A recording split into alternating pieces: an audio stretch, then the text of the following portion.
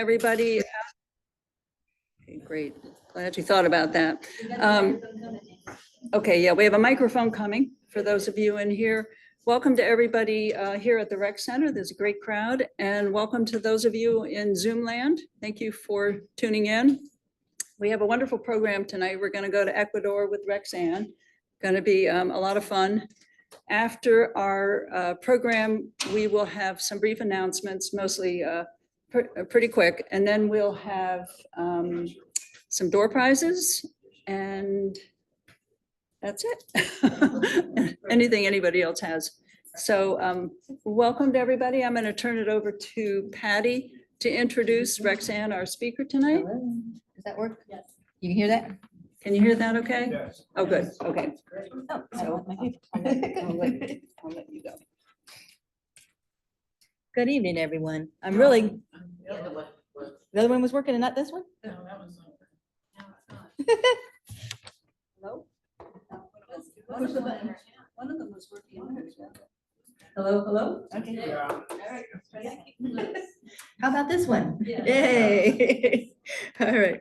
Well, I'm glad to recognize Rexanne. She's really been a great traveler, and we're going to hear some great trip information about Ecuador tonight.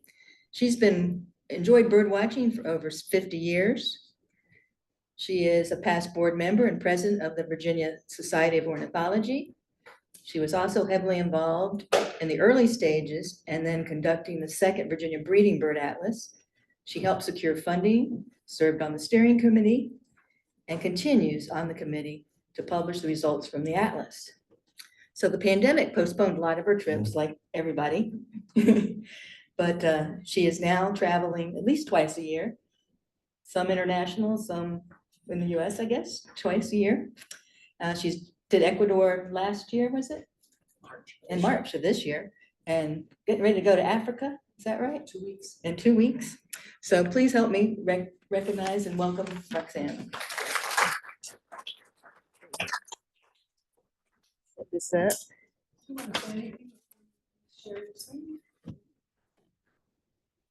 No, you could share it, although it wasn't on that first plan with it, but no, go ahead. Then it's done, so you don't have to come back up. Let's see if we can get this to come to you. I don't know. Adjust it. You can play with it.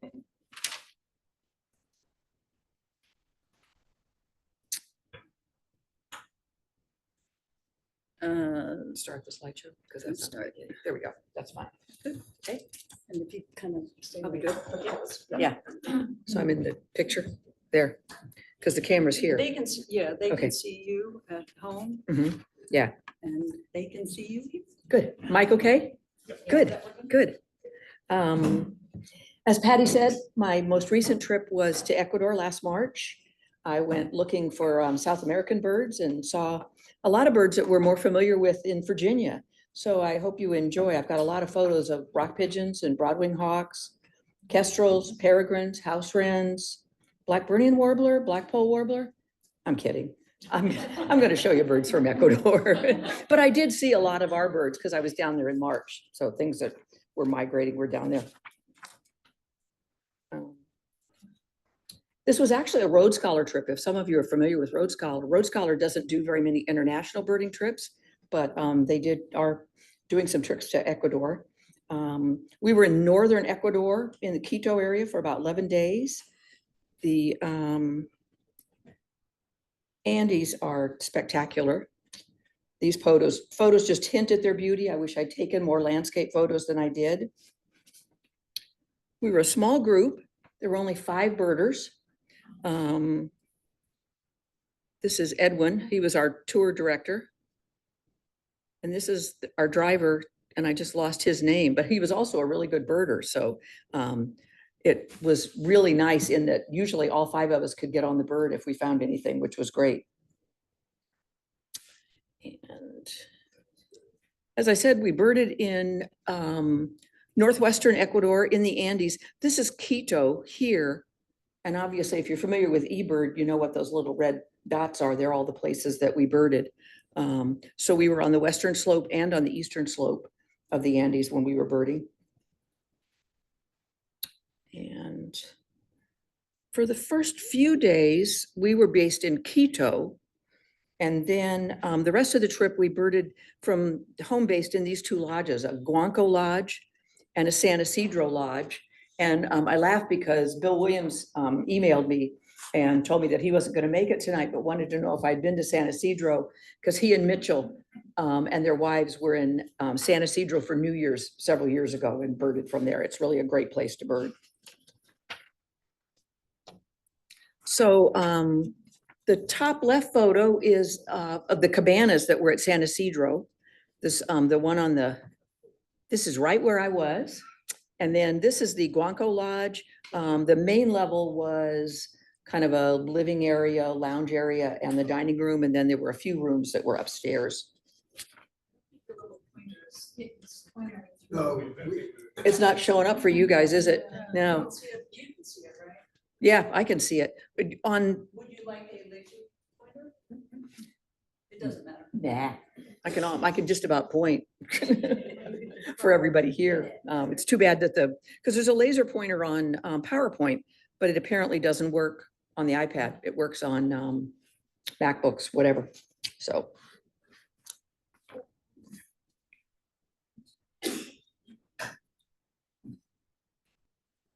Fair warning, pay attention. It's going to be a quiz afterwards. The only question will be, what was your favorite bird? I personally observed 267 species on this trip.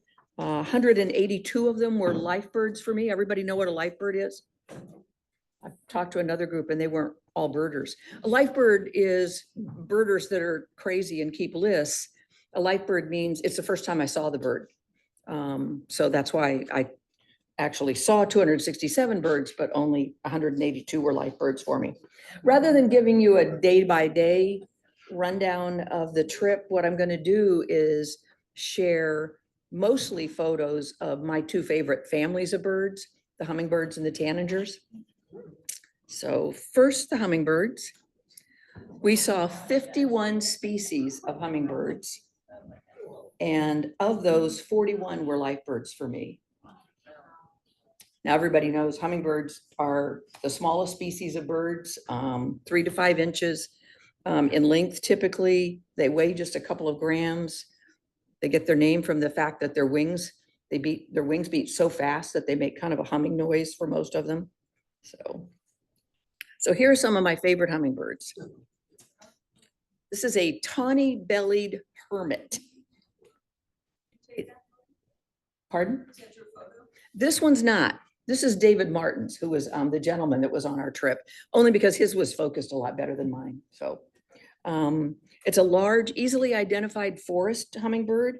It's got that long curved bill and that long white tail that's very typical of hermits. Has kind of a buffy color underneath and has those identifying white mustache and eyebrow stripes. One thing that's unusual about the tawny-bellied hermit is it's the only hummingbird where the male performs in a lek situation for the females.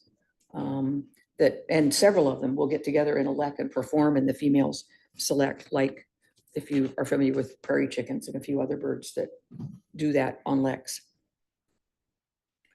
This is a white-necked Jacobian. It's obvious how it got its name with that white patch on its neck. It's an unmistakable bird. You see that and know that it's the white-necked Jacobian. It has a blue head and then that bright green back that goes down. It breeds from southern Mexico south all the way to Brazil, so it's got a really wide range. The interesting thing about the white-necked Jacobian is that its population has greatly expanded due to hummingbird feeders. It goes to hummingbird feeders more than any other bird. They're at every feeder you ever go to, and their population is just doing wonderfully and growing, and that's what they attribute it to. It's a black-throated mango. It's another fairly large hummingbird.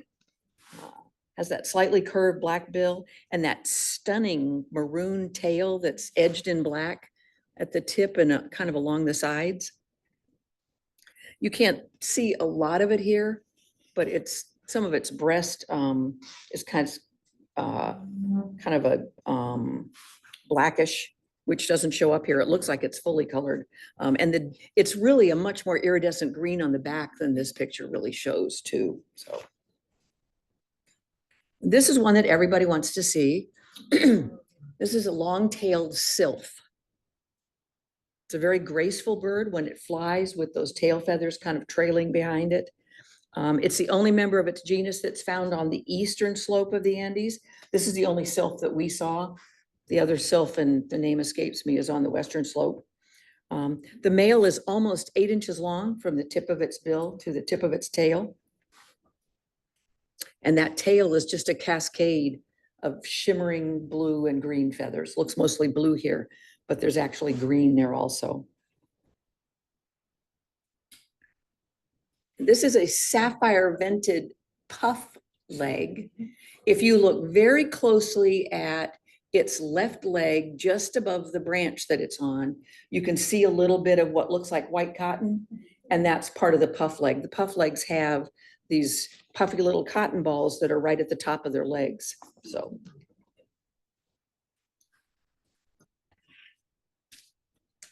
The interesting thing about this one is they're mostly green, but only the subspecies that's in Ecuador has that little bit of blue on its forehead. So.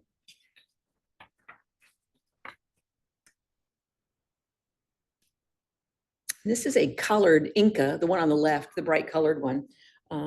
It's a very common hummingbird throughout the Andes. It's frequently seen at feeders. It's very distinctive because it has this bright white patch on its chest. And if you look closely, you can see a little bit of white. There's a big white patch on its tail also. You can see it better in this video. So it's very easy to identify this bird.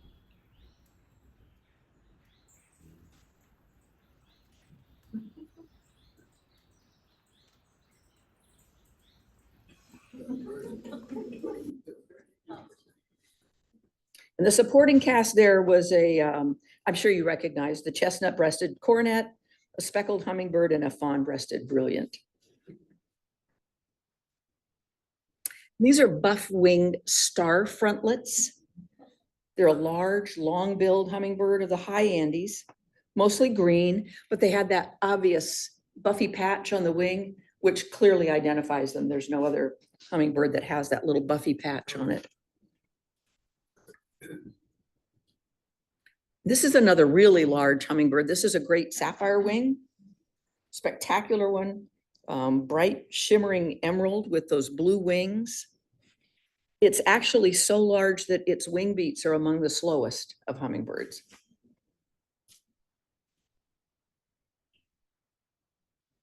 This is a black-throated brilliant. It is mostly green on the back. Has a black belly and all the way up, and the black throat is bordered with that purple. You can just see a little bit of it on both sides. It actually goes clear across, but it's not really a gorget. It's just a kind of a narrow stripe, but it can actually raise those feathers. And I think that's what happened there, that it could raise it a little bit. And that's why I happened to catch it in the light.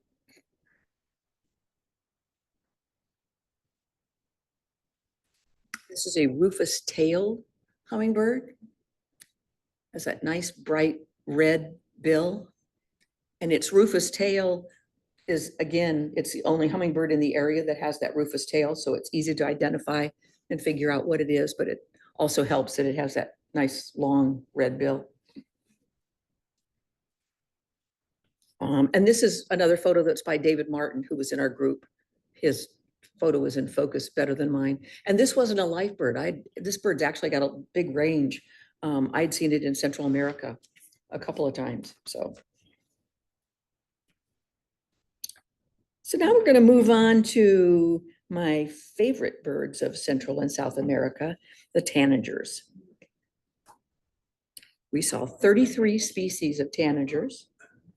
26 of them were life birds for me.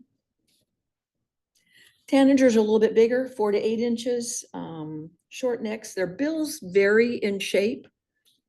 As a group, they're noted for their brilliant plumage. They can be red, blue, yellow, green, black. solid colors are a little bit more common, but some of them are incredibly colorful and brilliant. So here are some of my favorite tanagers. This is actually the lemon-rumped tanager, which is a subspecies of the flame rump tanager. Flame rump tanager has red on the rump where this one is yellow. Other than that, the two birds are identical.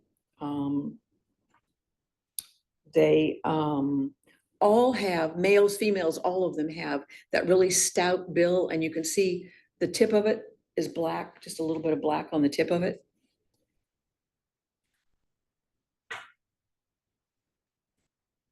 And this bird that's trying to hide in a feeder is a mossback tanager. Those of you that have been to some of to Central America or South America, lots of the lodges mount dead logs and cut it out like that, and then put a banana down in it. So the tanagers and a lot of other birds will come feed on the bananas, but because they cut it out rather than just mounting it on the top, it looks very natural, and you'd think that I actually got this bird in the wild, but it's in a feeder. Anyway, the mossback tanager is a little bit more unusual one. It's found in the cloud forest of Ecuador. It, because of its plumage, is not confused with any other bird. Notice it has that kind of olive body, and then its head is that really pretty blue with a black stripe down the top. And you can barely see it, but there's a little bit of yellow on its breast that is actually a bigger patch, but you can just barely see it in this photo since he's burying himself in the feeder, getting that banana. And this is a scarlet-bellied mountain tanager. Unmistakable, showy bird that's mostly black. As you can see, he's got a bright red belly, and he's got a bright red ear patch that you can see. What you can't see in the photo, there's almost a hint of it. There's a little blue dot kind of on his shoulder. He actually has a blue rump and a little bit of a blue patch on his shoulder that don't show up in this photo. And the other interesting thing is, this is usually a fairly secretive bird. He's back in the vegetation and hard to find, but he came out to a feeder. He's sitting on a banana, so.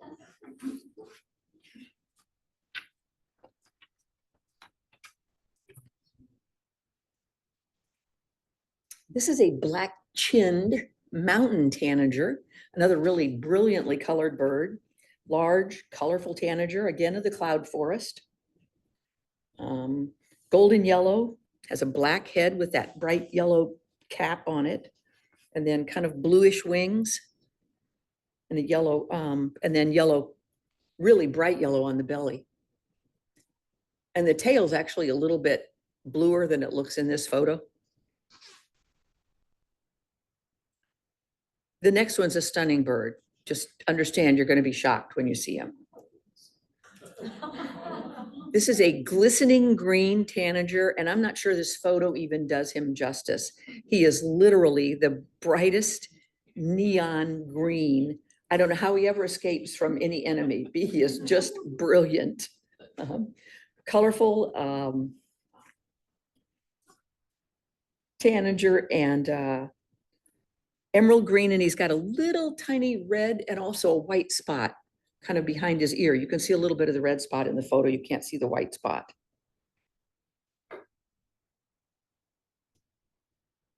These are blue-gray tanagers.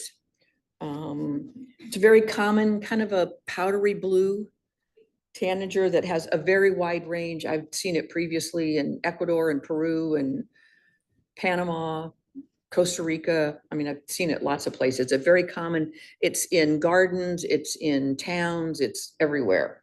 Kind of plain looking, but it has that kind of beady black eye and a very stout bill. The photo on the left is a blue-gray tanager that's seen on the western slope of the Andes. The blue-gray tanager that's seen on the eastern slope of the Andes is the one that's pictured on the right. It has white wing bars, and it's a little bit brighter colored. It's got a little bit darker blue on the wings and is a little bit more showy, not much. It's a pretty plain bird, but they differ on the eastern and western slope of the Andes.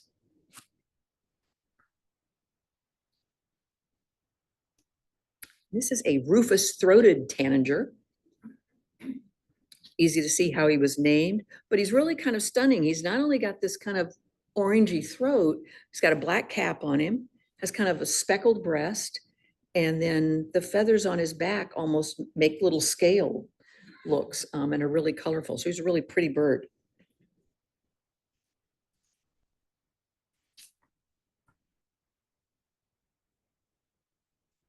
The pretty one, this is the golden naped tanager. Stunning, usually found in pairs. The males and females are very similar. Kind of a turquoise blue all about, has a little bit of a black on the head, and then this kind of buffy gold color on his nape, hence his name.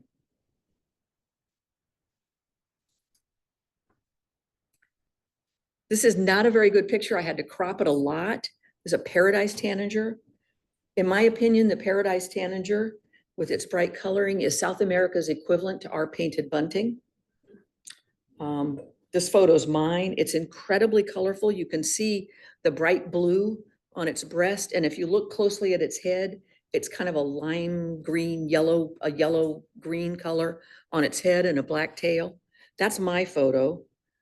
David got this, still a distant bird, but you can see it's a little bit clearer. You can see some of the colors on the bird.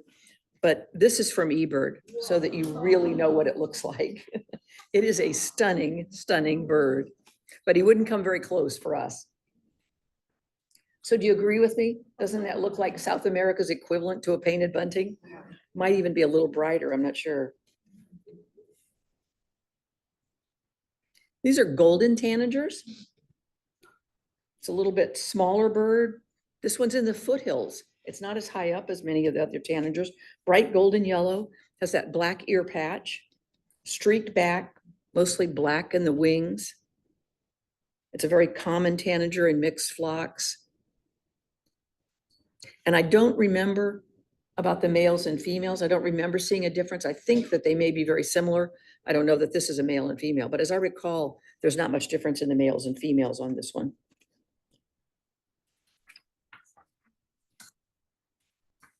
This is a silver-throated tanager, another one that it's easy to see how it got its name, and it can't be confused with other ones, so it's easy to identify. Rather dull looking, kind of yellowish, but has a little bit of green in the wings. And then that kind of silvery gray collar that goes all the way around its neck. Does it have a little hook on the end of his bill? Or is that something else? I'm not sure if he does. It looks like he might. I know some of the tanagers do. It does look like he might. I don't know. I hadn't noticed that, but it sure looks like he does. Yeah. He's obviously using it to eat that banana.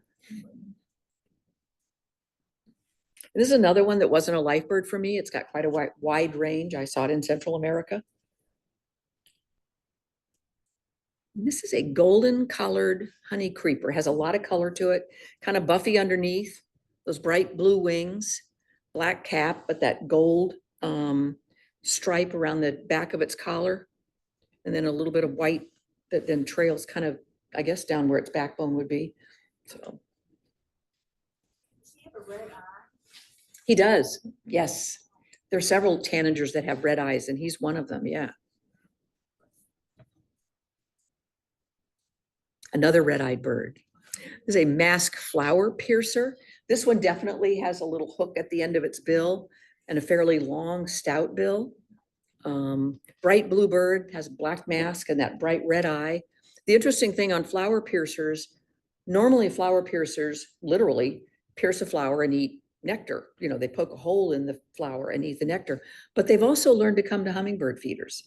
So you see them at the feeders at the lodges, because all the lodges all put out some sort of fruit, mangoes, bananas, and so on logs like you saw, but they also all have an array of hummingbird feeders. Obviously, they need to if I'm going to say 50 hummingbirds. So, and then there were some other interesting, colorful birds that we saw that I'll share with you a few of those. But the tanagers and hummingbirds are my favorite groups. This is a yellow-breasted brush finch. really easy to identify, that bright yellow on its, all the way down its chin and belly, kind of grayish on the back and the wings and the tail, but then a black face and that kind of really rusty colored cap that he has. And this bird feeds in the grass at the edge of the forest or the edge of shrubs. So he's fairly easy to see. And there's usually several of them in a group. They're almost always feeding together. So fairly easy bird to see.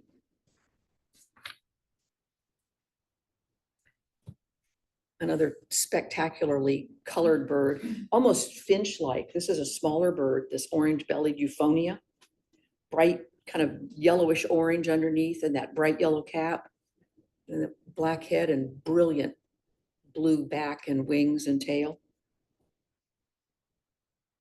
So it's another bird that's fairly easy to identify if you see it. There's no other bird that's quite like it. There's some similar ones, but they're easy enough to distinguish. This one's easy to distinguish. This is a toucan barbet. There is no other bird that looks like this chunky bird with all this color. It's in the cloud forest of just northwestern Ecuador. But that baby blue and that big honking yellow bill with the black tip. So it's a fun bird. Here's one of its cousins. Here's another barbet, the red-headed barbet. The red-headed barbet has a much wider range. It's another bird that this wasn't a life bird. I saw it in Central America and Costa Rica. Bright red head, easily identified because of that, and you can just barely see its yellow belly and then that kind of greenish wings and back.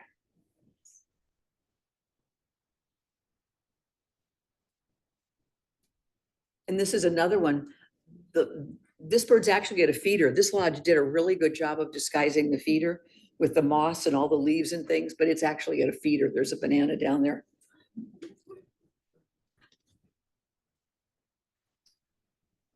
This is a crimson-rumped toucanet. This is where we first saw him, and I cropped it a lot, but if you could see up here, kind of where these branches go off on the left, there he is. We were in a blind set back. This is a feeder. You've seen lots of horizontal logs that were feeders, but he came in clear at the back. He was probably at least 50 feet away from us. It took him over a half an hour. He was so leery to finally come in and come to the feeder.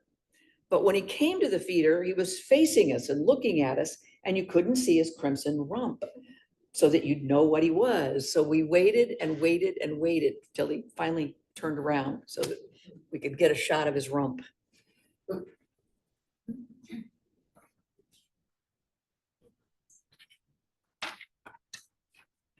This is one of the few woodpeckers that we saw, this golden olive woodpecker.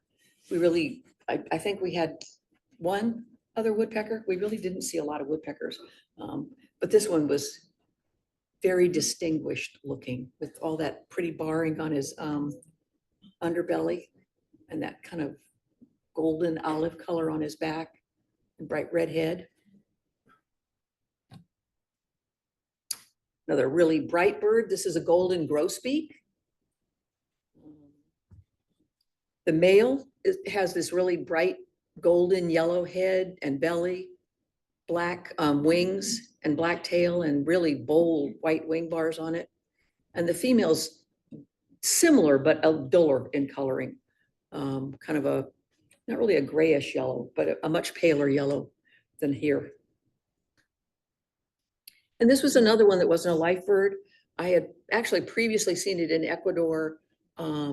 I was in Ecuador 15 years ago and went to the Galapagos, but we were on the mainland for a few days and saw this bird. It's a fairly common bird. These are torrent ducks. It's another bird. I had actually seen a torrent duck, a male, but I had not gotten a good look at a female, but on this trip we did. So the bird on the left is the female torrent duck. They like swift, water. They dive into swift water and look like they're, you know, even going under the water and swimming and getting things, but you can see the water.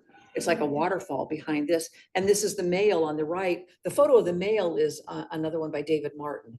I didn't get a good photo of the male, but I was concentrating on the female because I hadn't seen her before. Was that on the turquoise?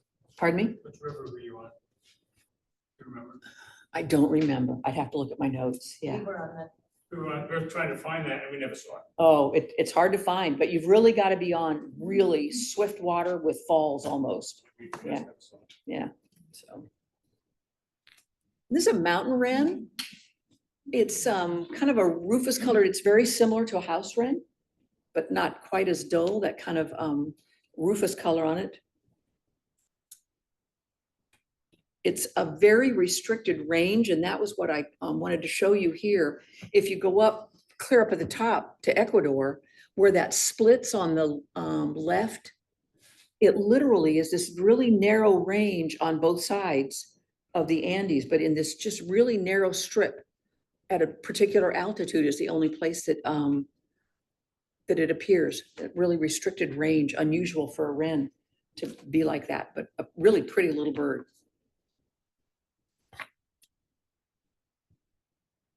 Then there were some birds that I really wanted to see. Anybody that travels like this has target birds. So here's some of my target birds. Most of them were life birds. This is an Andean gull. Again, I had seen an Andean gull on another trip, but had not gotten good looks at it. So birders say, better view desire to BVD. This was a BVD bird. I really wanted to see this bird. What's unusual, it looks a little bit like a laughing gull, but what's different is this is not a coastal bird.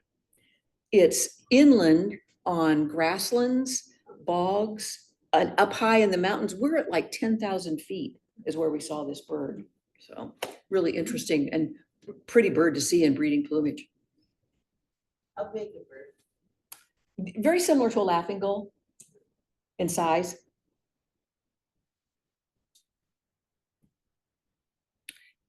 And then on our last day, we went up to Anasana National Park. In fact, that's where we saw the Andean gull. Anasana National Park is at 13,000 feet above sea level. We went there to look for the Andean condor. And despite being Ecuador's national bird, this condor is scarce. Its numbers continue to decline. This year, the population in Ecuador is estimated at only 150 birds. The entire population in South America is about 6,700 birds. We plan to stop by these cliffs. The condors have roosted in these cliffs for thousands of years. We got there before 8 o'clock. It was a very warm day. The condors had already flown. Really bummed. If you look close to the top, you can see some of the white drippings of the guano because they roost right up there at the very top, just underneath the ridge. So we were really bummed, but Anasana is a beautiful park and there were some other birds that we were looking for there. So we kept driving, went up higher, and at one stop, and I can't tell you what bird we were at for the first one, but literally we were looking for another bird, and over the ridge came an Andean condor. And this is one of David's photos. David got, again, a much clearer photo than I did. I don't do very well in flight on birds yet. And in fact, we were really lucky because we continued to bird in the park all day, and about 3 different times we had an Andean condor come over the cliffs so that we could see it. David's photo doesn't really give you a perspective on size. The Andean condor's wingspan is 11 feet. It's the second longest wingspan of all birds. The wandering albatross is the only one that has a longer wingspan. To put that in perspective, turkey vulture's wingspan, anybody know? It's about 5.5 feet. It's less than half of this.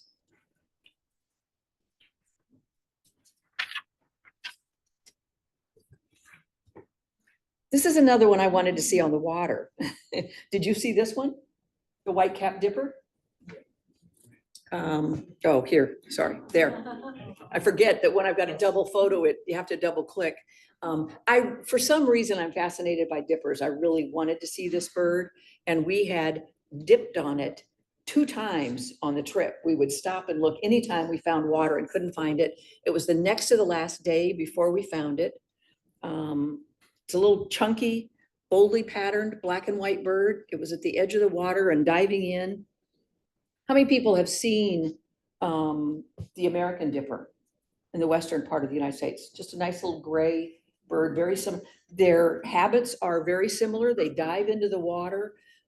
It's almost like they're swimming. They're looking for algae and vegetation, bugs and things that are under the water. And again, they're in water that's rapidly moving. So cool little bird. I was glad to see it. And another bird I really wanted to see, and I didn't care which one, but I wanted to see an ant pitta. We actually saw the yellow-breasted ant pitta and also saw the ochre-breasted and the equatorial ant pitta. So I was thrilled that we saw 3 of them. These were the best pictures that I had. A little bit of an explanation.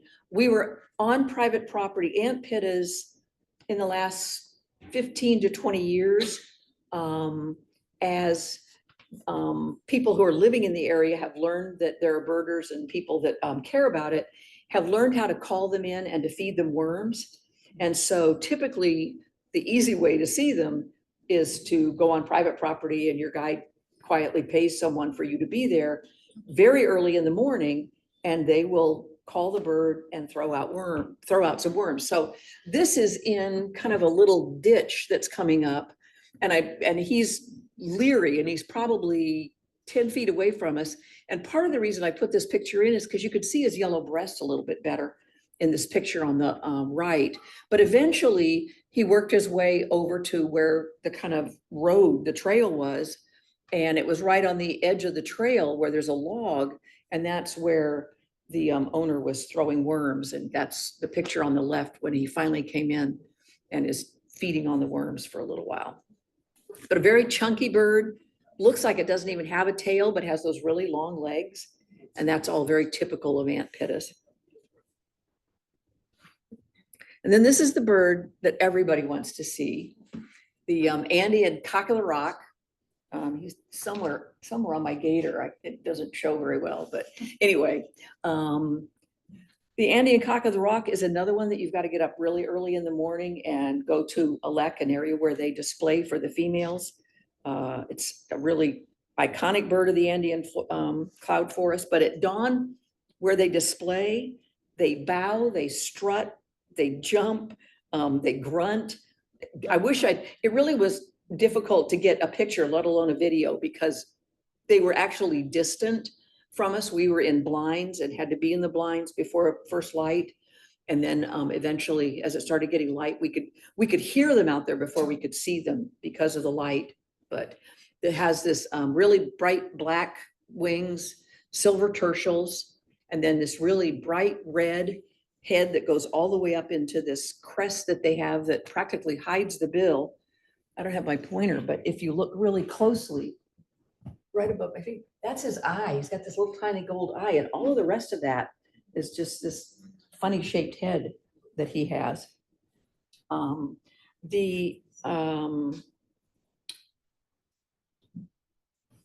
This is a male that's on the western slope of the Andes. The Andean cock of the rocks that are on the eastern slope look a little bit duller orange looking color. They're not exactly the same color. We saw both of them, and the females are just a really bland, blah version of it. Could you show us the head and the eye again? Yeah. Here, let me see if I can do it with this. This right up there is his eye. There's just a little tiny dot. And then this big round thing is just this funny coxcomb that he has that you can't even, there's actually a bill there, but you can't even see it most of the time because these feathers almost all cover his bill. Just a very strange looking bird. So, and makes some very strange noises too. So. This is a black banded owl, stunning bird with those black and white, thin black and white stripes all down the front of it, bright yellow legs and a bright yellow bill and a deep black eye. What's interesting about this bird is at the San Isidro Lodge, where we stayed for several days, every evening they put out a big white sheet with a bat that's backlit to attract moths and bugs for people to study that do that too. For over 20 years, black-banded owls have been coming in to take the moths from the sheet. And in the process, they will perch on a branch up above the deck that's outside the dining room at the San Isidro Lodge. So needless to say, as soon as the owls are seen out there, everybody's out of the dining room and on the patio, and it doesn't disturb the birds at all. I mean, we're sitting there taking pictures of him and we're probably not even 20 feet from him. So it just, it's a really nice size owl. He's a big owl. Yeah, very pretty, big owl. But traditional comes in, and this is David's photo because I never had my camera handy. I'd go running out to see it and then go, oh yeah, where's my camera? So, but David got some good pictures of it. And this is the, where I think I mentioned that Bill and Mitchell Bird and their wives spent New Year's several years ago at the San Isidro Lodge. So Bill asked me right away, did you see the owl? Yeah, I saw the owl, Bill. So it's very well known that it's there. Just one, or is it? No, there's a pair that's nesting, so. But we never, when we were there, we never saw two birds at one time. I don't know if people normally do, but. This is an Andean duck. We only had really distant views of this. We were up on a ridge looking down at a lake and could identify them in the scope, but none of us were able to get decent photos. So this is from eBird. But if you look at it, you realize that it's related to our ruddy duck. It has that stiff tail, kind of reddish body, black head, that bright blue bill. It's just missing the white cheek patch of a ruddy duck. And then there were some unexpected birds. This is an Andean pygmy owl. They can be kind of a reddish color or a brownish color. This one's got a little bit of rufous in it. They have kind of messy brown stripes on their kind of cream colored belly, and then some white spots on the wings as you go back. And if you look really closely, just above between his eyes, he has some little teeny tiny white specks on his head too. But a really cool owl to see. And the Andean pygmy owl is at the highest elevation of any pygmy owls. So we saw he was very high. We were way up in the mountains when we saw this bird. And this is, I think I said, this is David's photo. This was a little sharper than mine. It's a black-chested buzzard eagle. We literally were driving along the road and our driver saw this bird perched on the side of the road, and we stopped and backed up. He would not fly so that we could see him, but really cool bird. He's got this kind of blackish gray head and on down to his chest and this really short tail and white belly you could see, but obviously we didn't see his wings. So this photo on the right is from eBird, so you can really see how clean he is underneath and that really dinky short tail that he's got. So.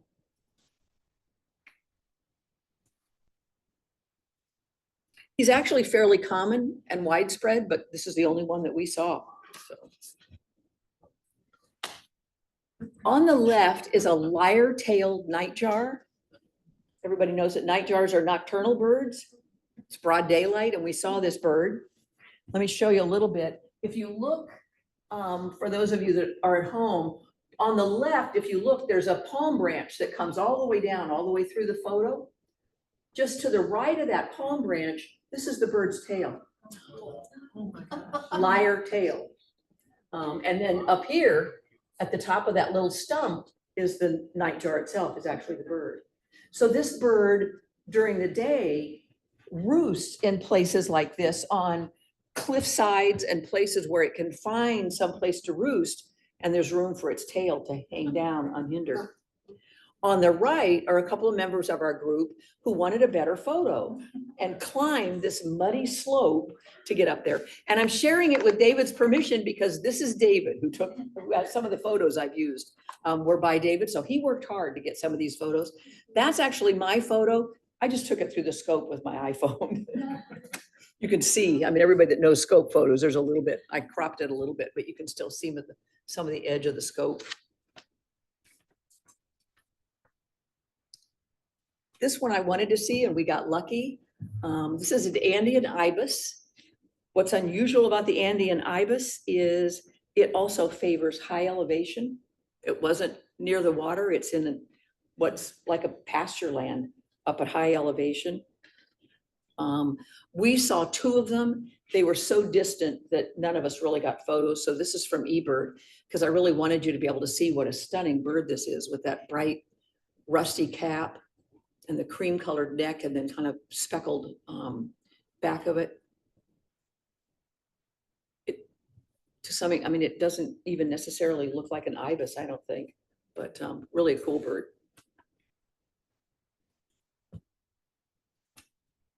This is another bird that we saw, our driver saw from the side of the road, you know, as we were going down the road. This is what we saw from the back. This is an ornate hawk eagle. What's cool about this bird is that he's got this crest that he raises.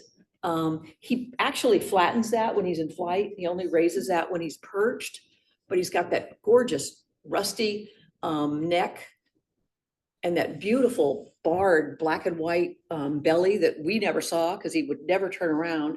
And also there's a really distinct barred tail that you can see in the photo. This photo on the right's from eBird. I just wanted you to really be able to get a good picture of what he looked like since he was kind of disguised when we saw him and none of us could get a clear photo with that vegetation around him, but a really stunning bird.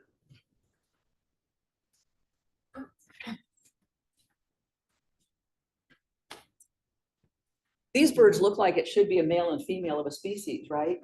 It's not. The bird on the left is a black-collared jay. The bird on the right is a turquoise jay. The turquoise jay is fairly common. The black-collared jay is not. In Ecuador, there's a small area where their range overlaps. When we found the black-collared jay, our tour guide was ecstatic because it wasn't expected in that area. So he was very carefully documenting it on eBird and letting his buddies know and trying to get some pictures. These pictures are actually from eBird because I wanted you to be able to see two pictures that really compared them easily so you could see the difference on them. So we were in an area and we saw the black-collared jays and then we saw the turquoise jays in the same region. But the black-collared jay really is that much deeper blue, has a black mask and has just, you can just barely see the black collar on it. And then the turquoise jay is just a duller looking. Both of them have a really pale top of the head. And you can actually see the black collar a little bit better on the turquoise jay.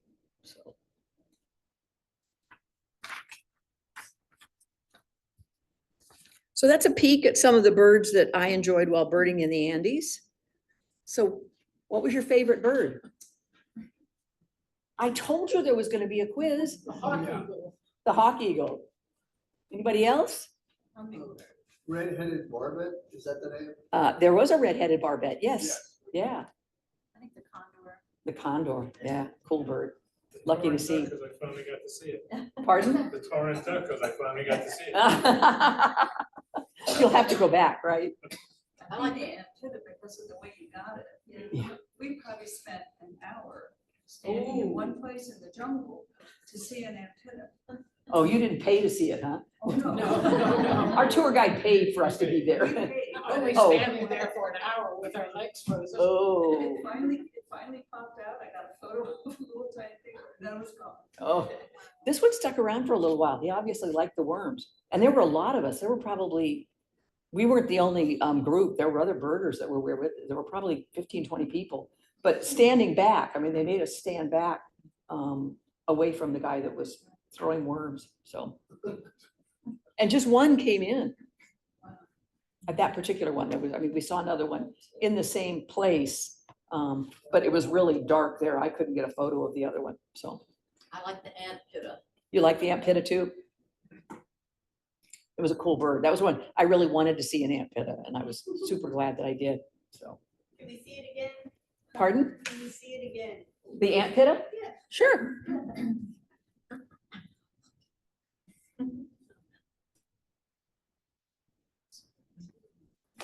Yeah, it was a cool bird. They kind of show old bluebirds. Owl. Any other favorites? Owl. The owl, yeah. I like the owl a lot. I wasn't sure, I had read about it, but I wasn't really sure if it still was there. So I was really happy that it was still around. So are you inspired to go to South America? Or go back, some of you? Most of the photos were mine. I tried to mention anytime I used a photo of David Martins, who was with our group. And a few were from eBird, just because I really wanted you to be able to get a good look at the bird, and our photos didn't do it justice. Any other questions? Who ran the trip? Pardon me? Who- It was a Rhodes Scholar trip. Oh, that's right, yeah. That's right, no. And Rhodes Scholar doesn't do a lot of international, but yeah, it was a Rhodes Scholar trip, yeah. I was wondering about the Euphonia.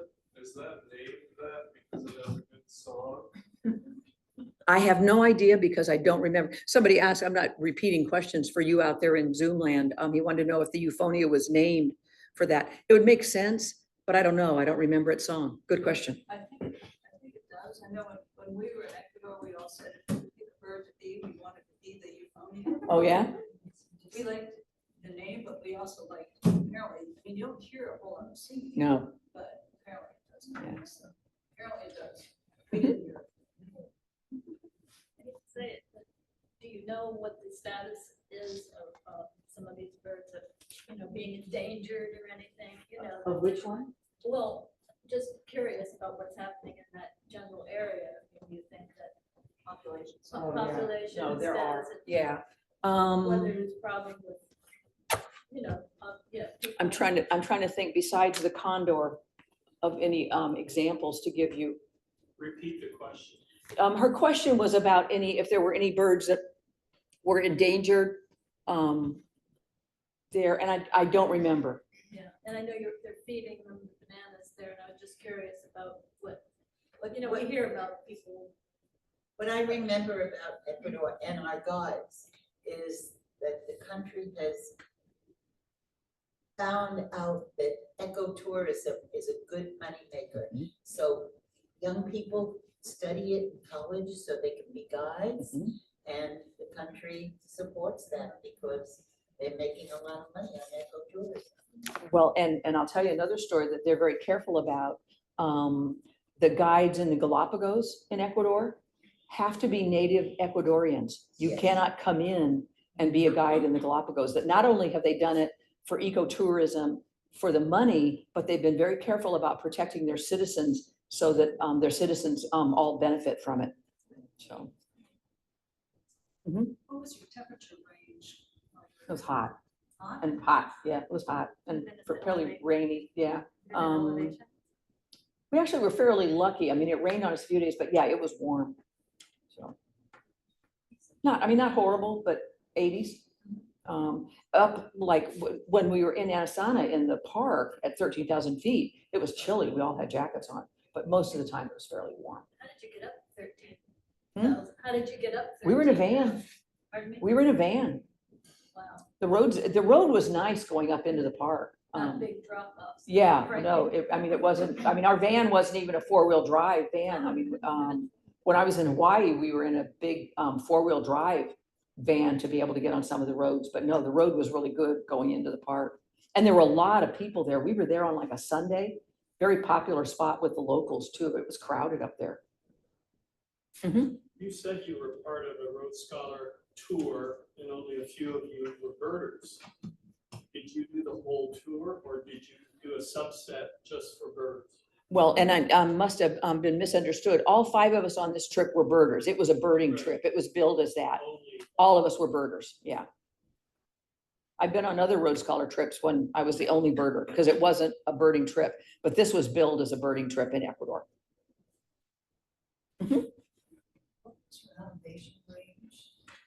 Elevation range from about 2,000 feet up to 13 something. Quito is pretty high itself. Quito's high, I think around 9 or 10,000, yeah. Mhm. So, okay, thank you very much.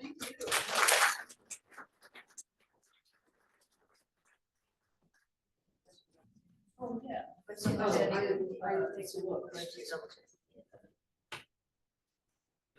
I'll let you check. Stop sharing.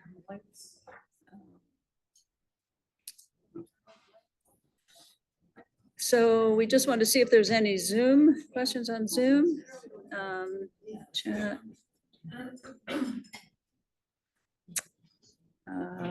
Great presentation, beautiful birds down there. My favorite was the white-collared Inca hummingbird. Yeah, that's a cool bird. I think that was its name. Thank you. Gorgeous and wonderful photos. Good. Okay, well, thank you. That was awesome. I want to go back. What we liked about tropical birding or Ecuadorian birding is they pick a body part and they pick a name or a color. And they're easy to learn because, you know, crimson breasted, you know, whatever. Yeah, yeah. It definitely makes me want to go back for sure. Thank you so much. That was wonderful. So we just have a few announcements. Probably first up is our next bird walk, which is Saturday. This is Wednesday, correct? Yeah, Saturday we have our fourth Saturday of the month walk at New Quarter Park at 8 o'clock. Hope that some of you can be there. We were at New Quarter the other day and there were lots of birds. It's winter birds are moving in and it's a good time. So that is Saturday. We also will have we'll have a bird walk in November. We'll have a bird walk in December. So we're keeping up throughout the rest of the year. On November 30th, and more will come out about this, we're going to do an owl prowl at New Quarter Park. It's actually it's actually a New Quarter Park event. So if you're interested in going to it, you need to register with New Quarter Park. That's going to be November 30th, and more will come out about that. Let's see, field trips.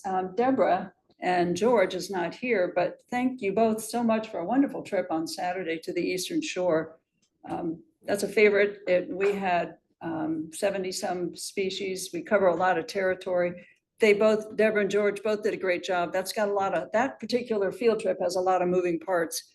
And we got everywhere we needed to be. And we really didn't miss much, I don't think. So it was very fun, very birdie, and a lot of fun. So thank you, Deborah, and thank you, George. I don't think he's on tonight, but He's not, he's at choir practice, yeah. But they did a wonderful job. Our November field trip is going to be to Grandview. That's one of our favorites. I'm actually leading that one, so come on out and help me find some birds. More will come out about that. It'll be November 16th, I think. It's the third Saturday in November. More will come out. We usually meet around 8. We'll see what kind of winter ducks have arrived and what's going on, but that's always a fun destination. So that is field trips, nature preserve. Mary Ellen sent out an email to the membership about the November newsletter. The deadline is Saturday, the 26th.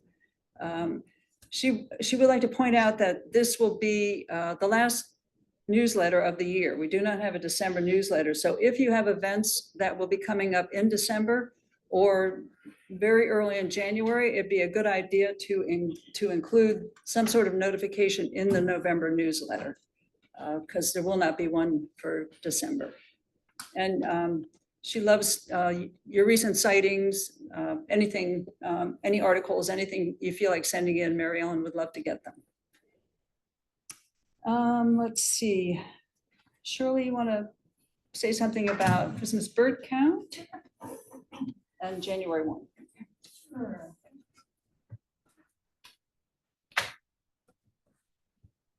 Hello, everybody. For those of you who are new or haven't met before, my name is Shirley Devan.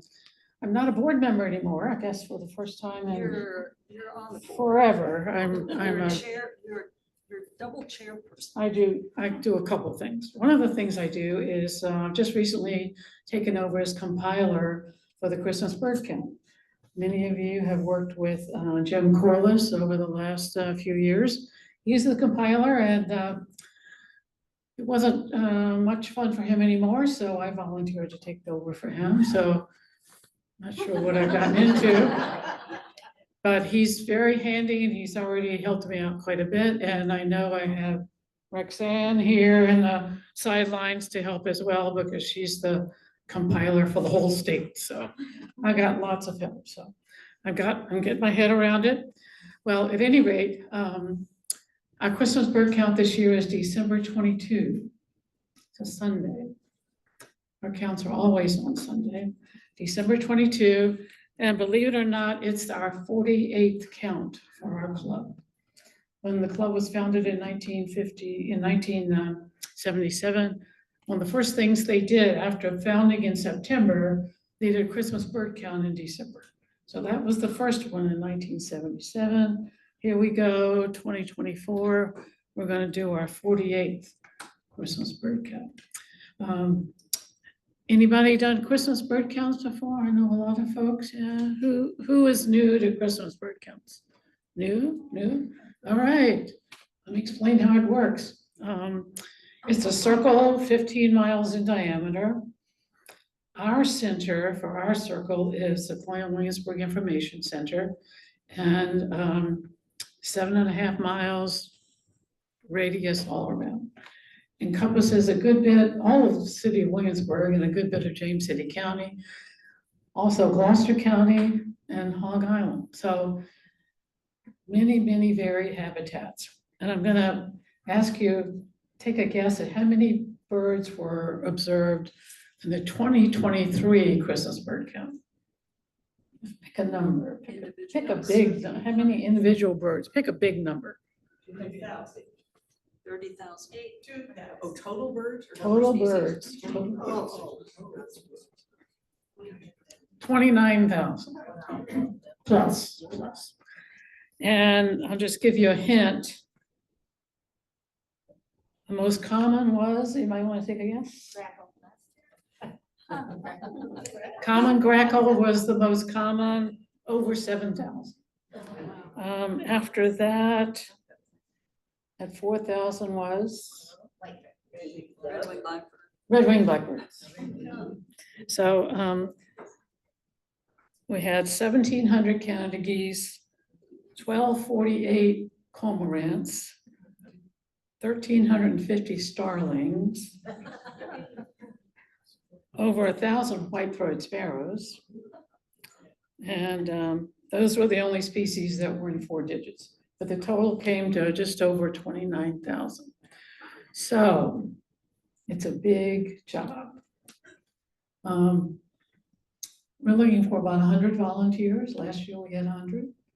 We have 11 sectors. Each sector has a leader and a fairly good birder in charge. And then each sector likes to have, leader likes to have 3, 4, 5 people helping them out as they tromp around counting birds. So we need your help, either in the field or at your feeder.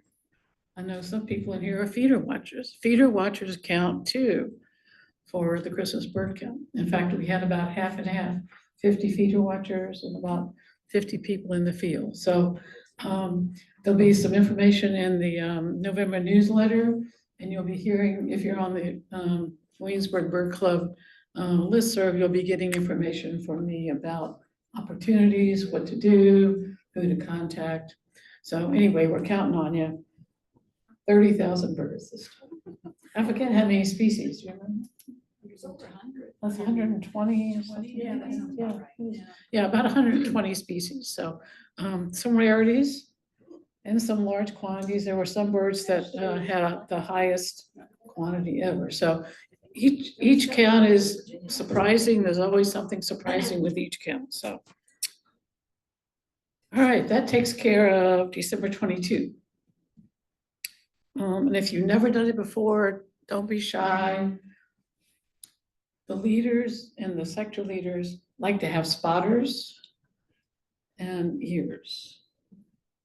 Because not one person can see and hear everything. So the people that are tagging along with the leader are the spotters and the hearers. So important roles, even if you can't identify it, say, right there, what's that? Okay, the next opportunity to get together is our January 1st traditional bird and birder show. Believe it or not, this will be the 19th event. This year, we're gonna be at Chickahominy Riverfront Park. Everybody know where that is, on Route 5. Lots of parking. We're gonna be at that shelter there next to the playground.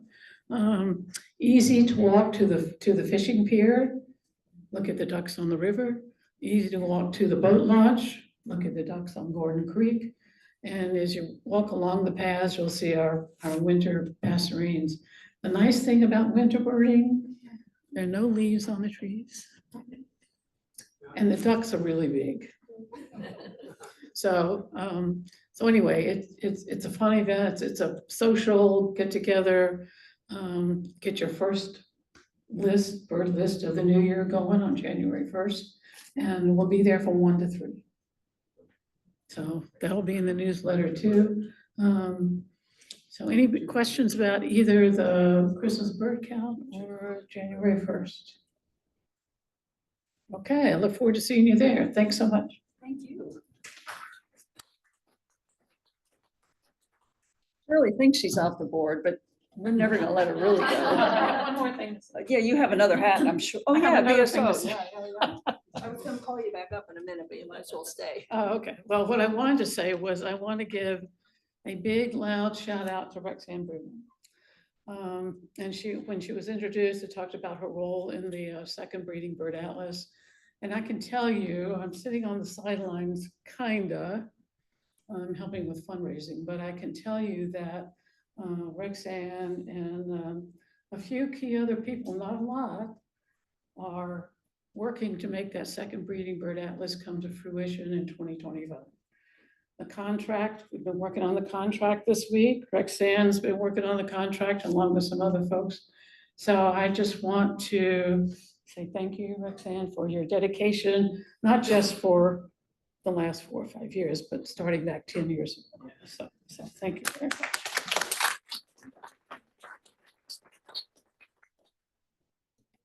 Do you want to say something about November or? Okay. We have one more actual meeting this year. That will be our November meeting. And we have James Abbott. Some of you have heard him before from James River Associates. He's going to be speaking on his research in Belize. James is very entertaining. You don't want to miss it. So that will be our November meeting, at which time I'm going to ask Deborah to come up right now to give you the slate of officers. Our election will be in November, but she's going to tell you who, yes. What's the date of the November meeting? I had a feeling you would November 20th. ask, oh, thank you. November 20th. Here? Yes, here.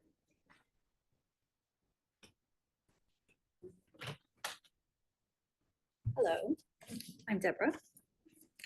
I am reading off the proposed slate of officers for 2025. Myself, Patty. We can't hear you at the mic. Can you hear me now? Yeah, it's better. Yes. Do I need to say this again?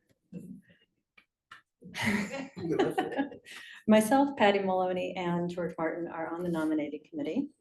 And here is the proposed slate of officers. For President, Nancy Barnhart. Vice President, Newsletter, Mary Ellen Hodges. Vice President, Programs, Patty Maloney. Secretary, Kathy Millar. Treasurer, Ann Carpenter. Members at Large, Donna Benson and yours truly. Past President, Cheryl Jacobson. Thank you. That's kind of a requirement that we present that to you. I do want to mention that if anybody is dying to be the president, or the vice president programs, it is not too late. The election's not until November.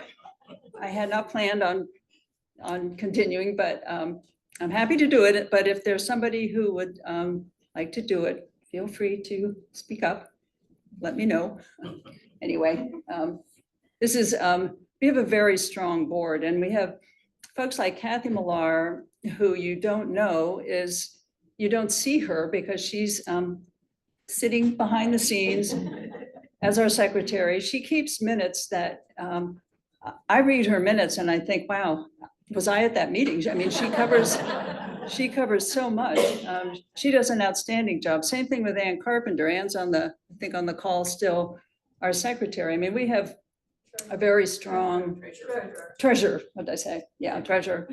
Mary Ellen does a newsletter. I mean, we have a really strong board, and I'm really thrilled that they are all interested in coming back. So you get the opportunity to vote in November. If you see fit to re-elect us, we would be thrilled. I just wanted to mention, for those of you that have been to the Hawk Watch and are interested in our Hawk Watch, we are 319 birds shy of 30,000 birds this year, with 5 weeks left to go. We haven't had 30,000 birds at Kip-to-Peak Hawk Watch since 2001. So just been a really, really exciting year. As soon as I said that to somebody, the brakes went on and the birds have really slowed down, but we're gonna get there. And I was hoping it would be this week. It may be this week. We got a cold front coming through tomorrow, so stay tuned. But it's a big deal for us to hit 30,000 birds. And then lastly, I do want to say that we have Bill's book over here for sale. I know a lot of folks have already bought it. It's a volume you want to own. It's got so much more in it than just bird species accounts. It's a wonderful book. It's a beautiful cover. Judy Jones's just amazing photograph on the cover there. So we have them for sale, $20. They're also for sale at Backyard Birder and Wild Birds Unlimited. And out of the trunk of my car, I have them. I have them with me all the time. So please, if you haven't already purchased one, I think you'd really enjoy it. $20. It's a heck of a deal. And I should say that the Bird Club pays to have it printed, and we get the proceeds of it. Bill takes nothing from the proceeds of this book.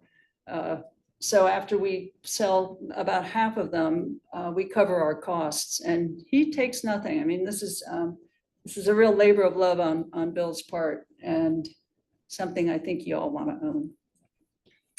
Just curious, how many people already own one? Oh, yay. I was talking to them. Okay. I got mine. That's good. And I have more on that box underneath if we're running low. I have some in my car. Oh, yeah, actually, yeah, that's good, because Babs is going to be at the bird walk on Saturday. I have to lead another bird walk, so I'm not going to be there, but Babs will have them for anybody who comes to the bird walk and would like one. We're going to make sure they're out there everywhere you go. Great book. And I think that's all I had. Does anybody have anything they want to bring up? Anything cool? Any great birds? Larry had some great barred owls talking. That was pretty cool. In fact, send that video to Shirley. You put things on our Facebook page, the Bird Club. Pretty cool. Owls talking back and forth. Kathy. Speaking of barred owls, I had one probably just, it was right outside my bathroom window. Oh, I'm my. always insisted on having my commode next to a window on the site. And this one landed just at eye level and was there for about 2 hours. Wow. It was pretty close in, the closest branch. Wow. Best seat in the house, right? Yeah. Anybody else? Anything cool? I must say I was very thrilled to see the black-chinned hummingbird at Kip-to-Peak the other day. That was pretty fun. A one-day wonder. You had to be there? No. Here and gone. Anything else? Anybody? No? Well, we do have some door prizes. Patty has been handing out the winning ticket to everybody. So get your tickets ready. So we've got some gently used books, and we also have some sewage. Got too many books at home. The first number is 398.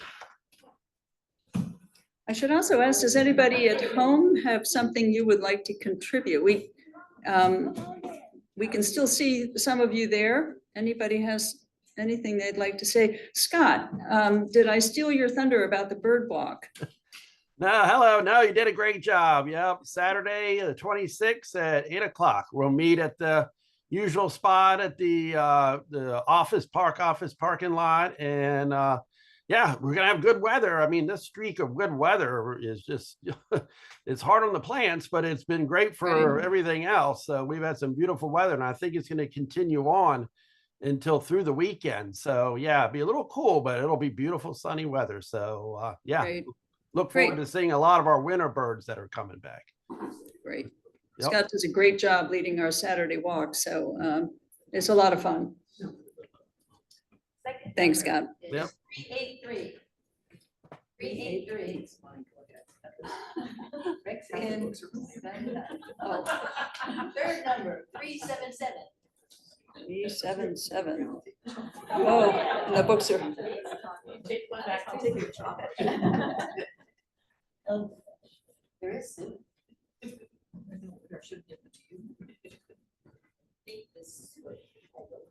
Some of the books are mine, so I don't. What about 392? oh, good, Liz.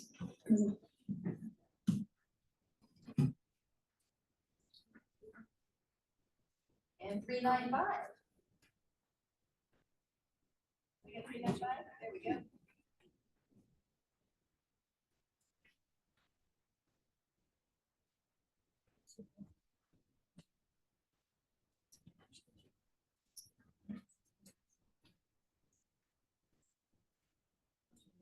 And 401.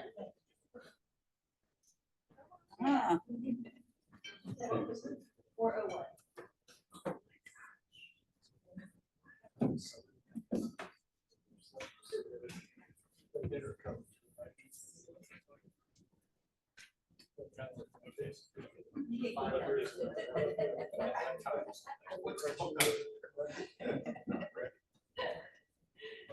Let's do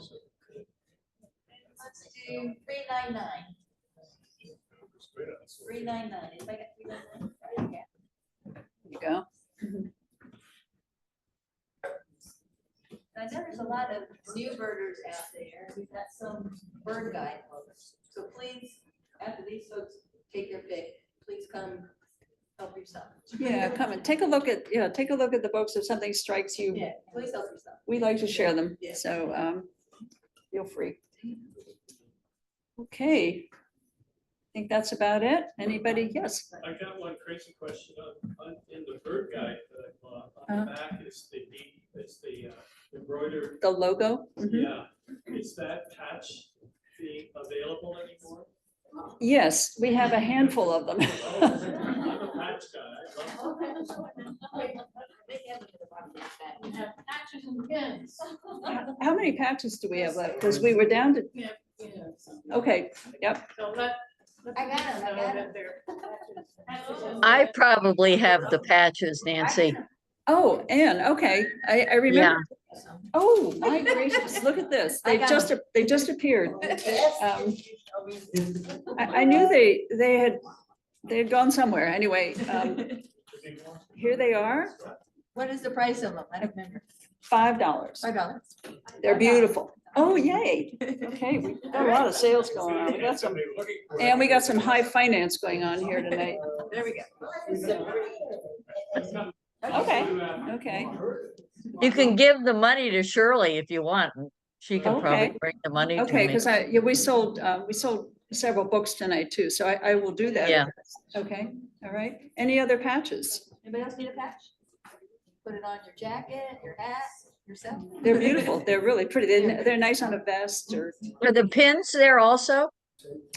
I don't believe the pins are here. And I have all the pins, I guess. Okay, yeah, we'll make, I guess November's meeting, we probably should try and bring them with us when we go to field trips and whatnot, but $5? yeah, oh, look at, we have a taker. I got one. There you go. Thank you. You got money, Sure. you got money going every which way, and I'm gonna have to gather it up. Okay, well, if that's, anybody else have anything else going once, going twice? We stand adjourned. Thank you all so much for coming. Thank you, Rexanne.